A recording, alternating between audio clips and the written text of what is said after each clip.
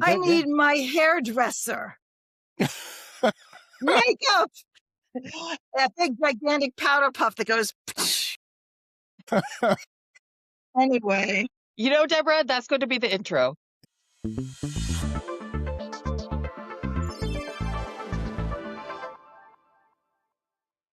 Yeah, here. Well, I found doing this a couple of times that some of the funniest, outtakes actually come before you start the official thing because everybody's like calm and, poised and all that kind of stuff. When actually you say a bunch of funny stuff before that actually happens. That's the reason why I hit record. Well, the reason you say funny stuff is because you don't expect to be recorded. I actually had the opposite. I did that first podcast recording. I had pre-written material and I launched into it because I thought we were recording and we weren't. Then I had to do it again.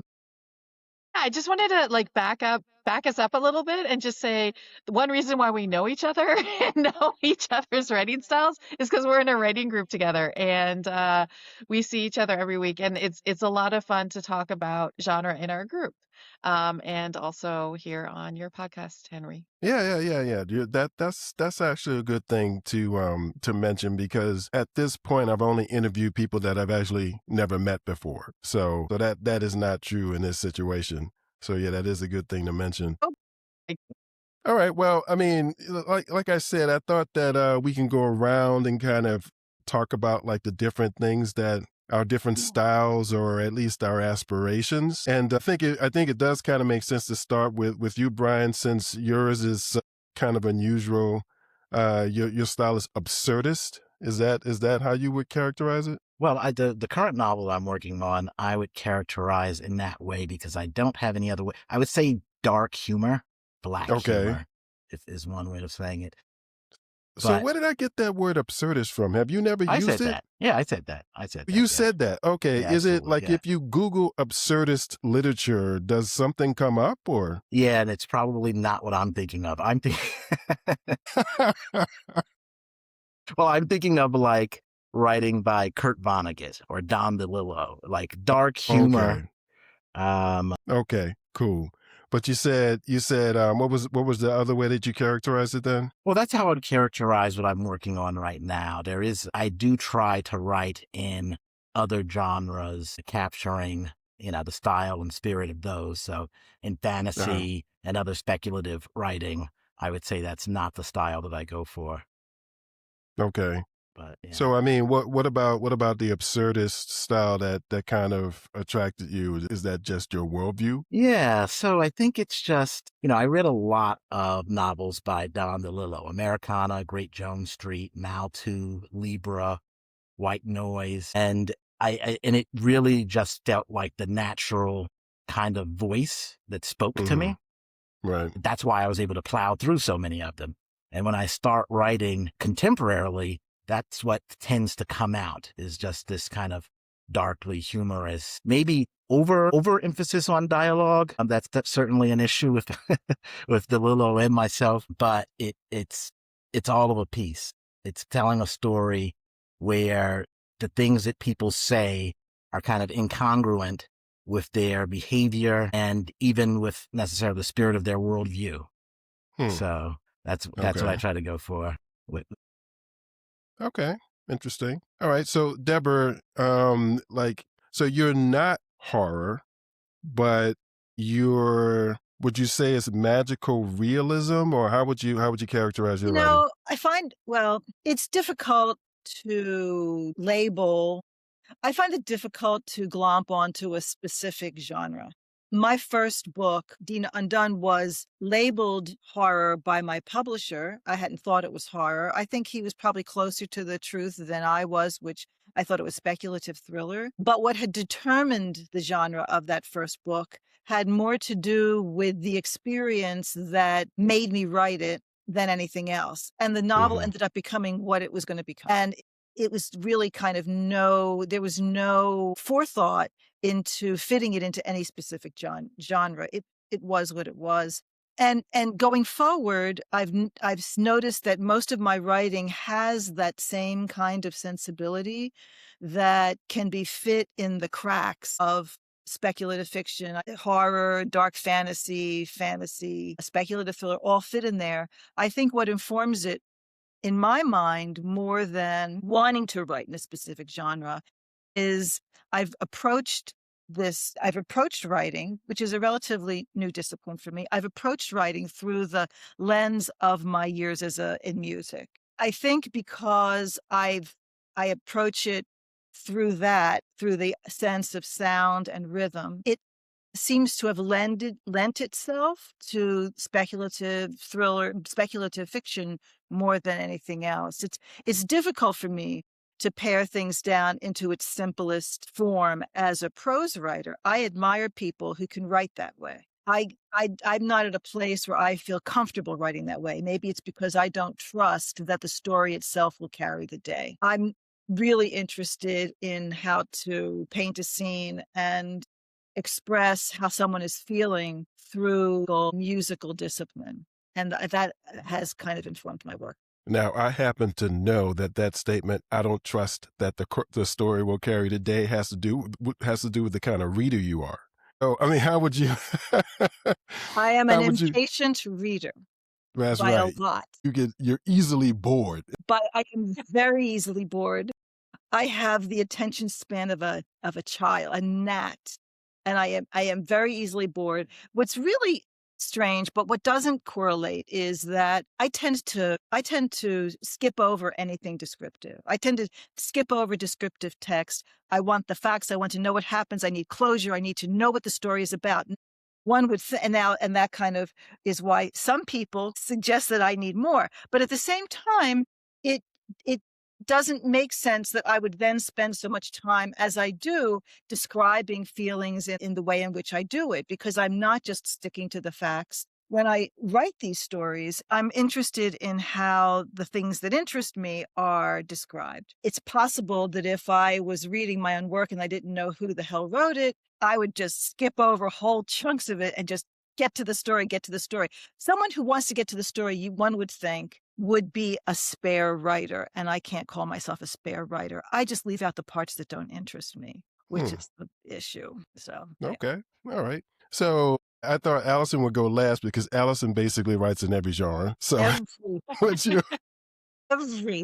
every genre. I mean, is there really no genre that you would never write in? I mean, would you ever write a political thriller?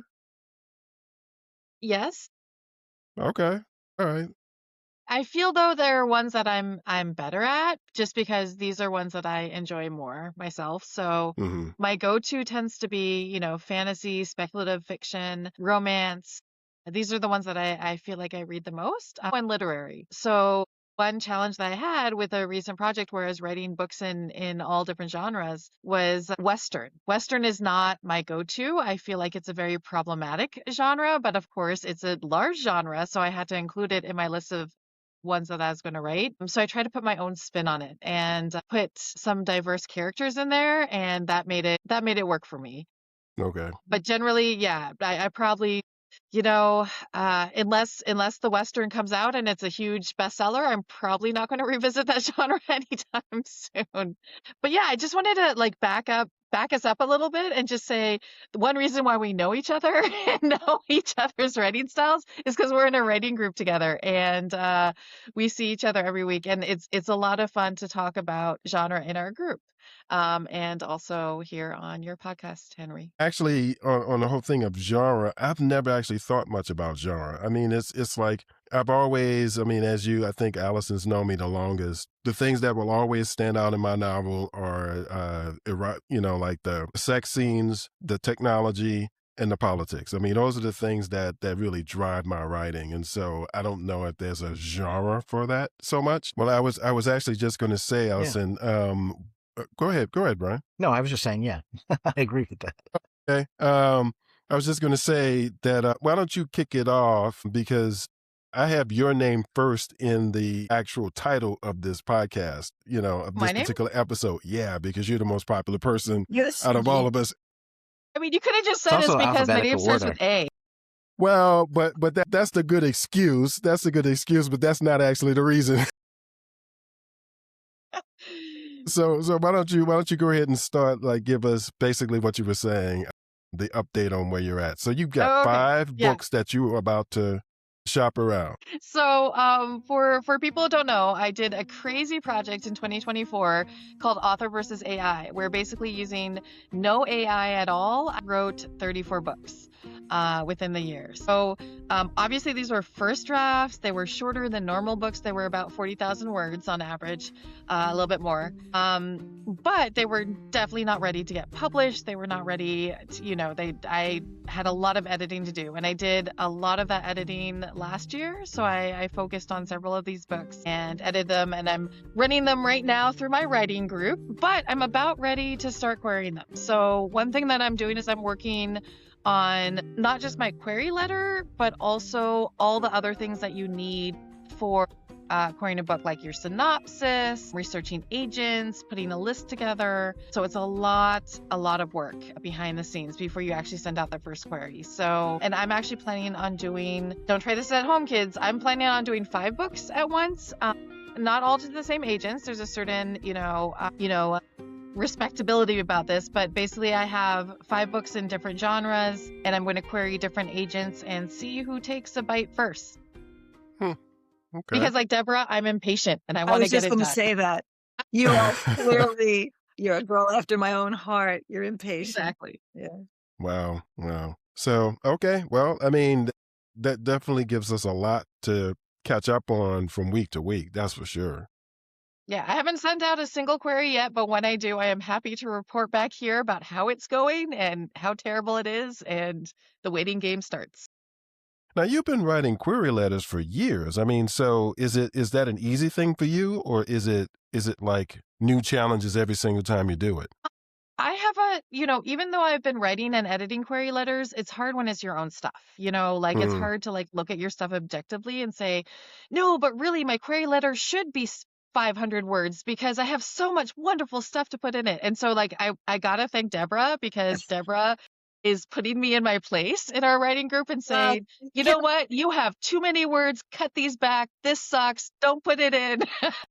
So no, but I am so thankful for that, because I'm like, I don't know what to change. Well, it's why my one chance to just kind of go there, because I can't go there anyplace else. Nothing I write can do that. This is the one place. Nice. Okay, so where are you at, Deborah? Where are you at with your So you're going projects? alphabetically. I see Brian is next. Brian's got the B. So, Yeah, all right, I don't so mind let's jumping in. So, yeah, go ahead, Brian. Couple of projects I can talk about. I have a fantasy trilogy outlined. The first book I independently put out last year. It's called Spirit of the Plane.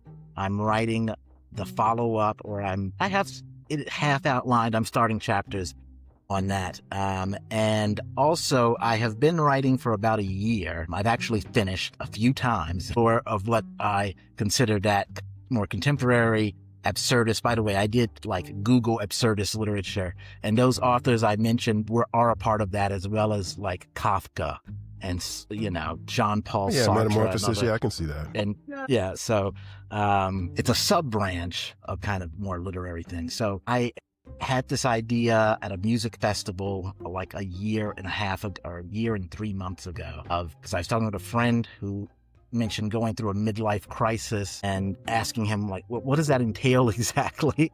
And he was like, I don't know. And I said, well, what if there's a place where we could get our midlife crisis and just kind of get it out of the way? And so that is my work, Crisis Inc., which is, in a third edit. I'm pretty much ready to, just do final polishing, proofing and things. But, I've been sharing it with you guys and getting feedback as well. So, yeah, and the big thing is with Spirit of the Plane, trying to build some kind of audience. Sales have been tepid, but I do have 6 reviews from people I don't know on Amazon that are positive. Whoa. That's awesome. Yeah. That is awesome. So, Brian, are you a member of any fantasy or organizations or anything? I am not. And you know what? I actually just started to look into some nearby events and festivals. There's something coming up in, I think it was Vermont, that I might try to go to. There's different festivals that have where you can get a table to sell your book, and they have other things, and it's See, I don't fantasy know. based. Yeah, I don't know about, all I know is Horror Writers Association, which is an extremely active organization that has many, many, many book cons all over the place. I know one author, however, who has sold a lot of books because she just goes from one to another to another. And I don't know if I've been told that the thriller genre is not as collegiate as the horror writers. But I don't know about the fantasy genre. Or the I romance know. It genre. seems to have a lot of activity, but yeah. You should join Codex Writers, CODEX Writers. It's Okay. a group of professional writers. You have to have a certain minimum number of publications, like I think a book counts. But they share information about it's fantasy, science fiction, and horror. So I'll write this it's down. a wonderful group, and it's all online. So they all share opportunities, publishing opportunities, things like that, events that are coming up. But yeah, Codex Writers, it's free to join. I assume that's CODEX. Yep, CODEX, Codex Writers. And yeah, there's some quite notable writers who are members, but yeah, great connections. And Thank so, you, yeah, Sarah. and I've noticed with the horror people, there's a lot of self-publishers who that's what they're doing. They're just going and they're selling books. They're just selling books, these things. I don't know if it works. I'm doing my first big one in February. We'll see what happens. Trying to get on the docket for this one I mentioned. I think it was more like April. But yeah, I know I have a full-time job, unfortunately, so I I can't know go to there's all of them. one huge convention event that's AuthorCon, and I'm pretty sure it's all genres. And what I've heard about AuthorCon is that there is a waiting list, and you can sell like more than 100 books of that book. And I don't know. That's all I know. That's the gossip. It could even be true. So where is AuthorCon? Is it I think it in changes. I think from city to I city? think Oh, last okay. year was in Philadelphia, but I'm just not sure. I Okay. should get my name on there, but Okay. Is that it, Brian? Yeah, I mean, I'm trying to dip my toe into different styles of promotion. I have some podcasts that I'm scheduled to be on, and promising myself that I'm going to do something on social media, though it's really hard for me. I have to really swallow a lot of pent up rage to even dip a toe in the water. Because I do blame it for the collapse of society, which is coming soon to a theater near you. But yeah, I'll try. Okay, Deborah. So how would you sum up where you're at? D word. Well, I mean, my one book came out a year ago, October 24. So I'm trying to wrap my head around finding things like these conventions or whatever book events to sell it. Other than that, I'm pretty busy with short stories that need to be submitted to people that I want to have love me. And I do reviews for a horror e-zine called Ginger Nuts of Horror. So that keeps me busy as well. It also is interesting to do reviews because it gives you to get to the place where your head starts reading something that's critiquing something, I find has helped me a lot with my own writing, particularly if I set my writing aside for a week and then pull it out again and see the big pile of schlock that I've managed to put onto a page, thinking that it's really fantastic. That's an interesting exercise to go through. So I'm working on a novel. I've just finished a first draft of that novel. It's dark fantasy. Thank you, Alison, for helping me categorize that. And I'm in the process of rewrite with the help of this writing group because I've been submitting chapters.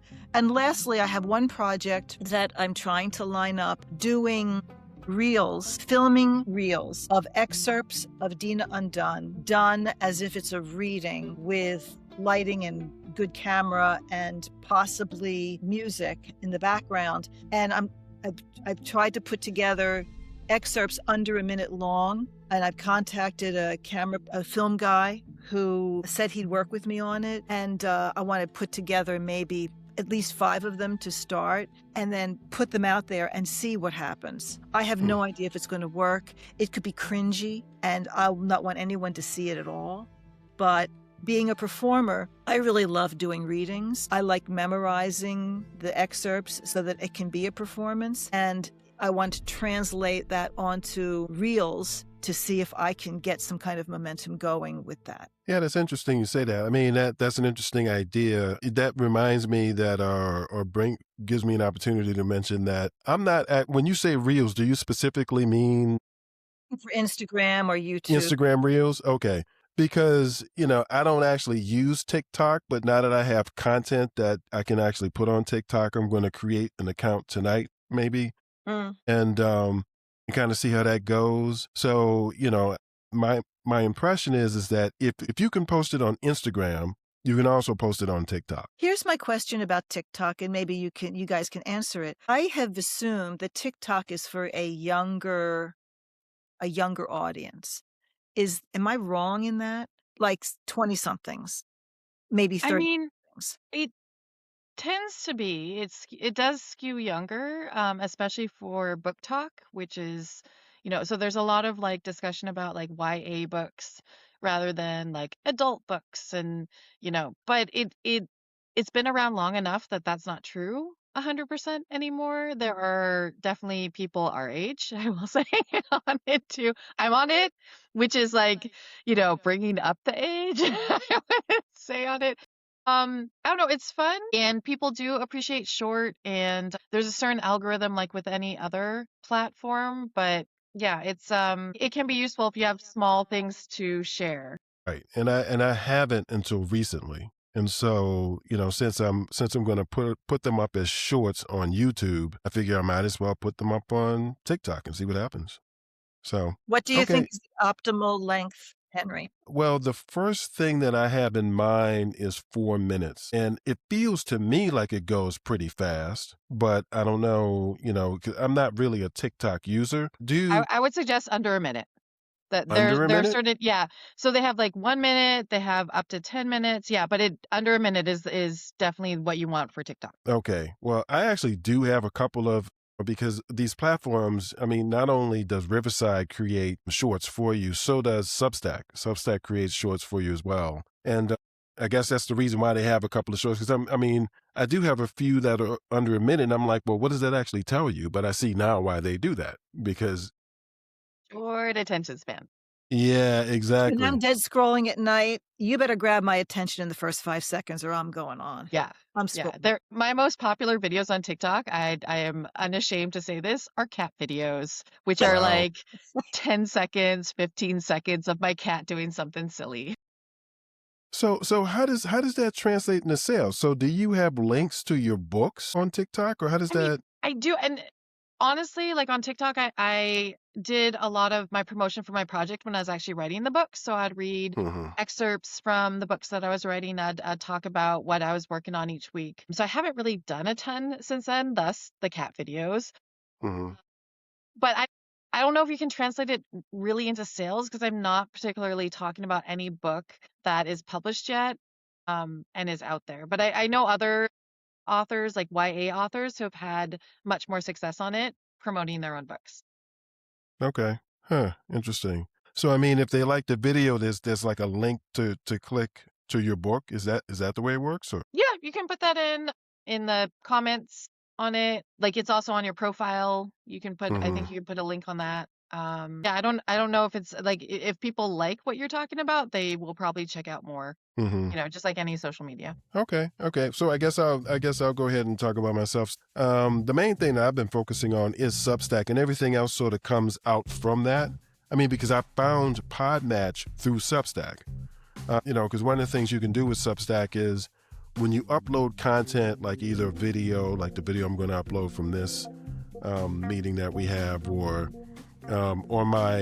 scenes that I'm recording from the novel that I'm serializing. When you upload the content, you have all these options of where Substack can push that content out to. So, the content goes automatically to YouTube, Spotify. I can also share it on Facebook and Twitter. But then they list these platforms that I've never heard of, and one of the platforms was Pocket Cast or something like that. And so, I have to go in, I have to create an account, and then, like link the account to my Substack.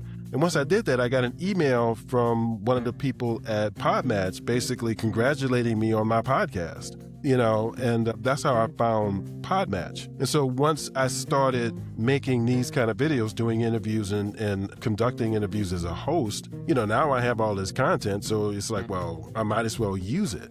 And that's why I'm thinking about creating a TikTok account, my creator's account. I mean, I never thought I would have a creator's account because, I'm not on TikTok. It's not a platform I use. So, but if you do that, you might need a different name for I think you said Podmatch interviews or. Right. That's the name on Substack. That's the name of this particular podcast because basically I have 2 podcasts on Substack. There's this one, Podmatch Interviews, and then there's the Council of Nobles. Okay, do you mostly interview writers then for this? Yeah, well, that's all I've agreed to interview. I mean, I get a lot of requests from a lot of different kinds of people. It's amazing. But yeah, I only interview writers at this point. Okay, so it might be good to have a title that includes something writer related in the title. So when people are it's fine when it's from your Substack, but if you're doing TikTok, people will be like, what is Podmatch? What does that have to do with writers? Yeah, I got you. Yeah. I got you. So I got you. Podmatch writers or I don't know. Something Henry's like that. Writers? Yeah.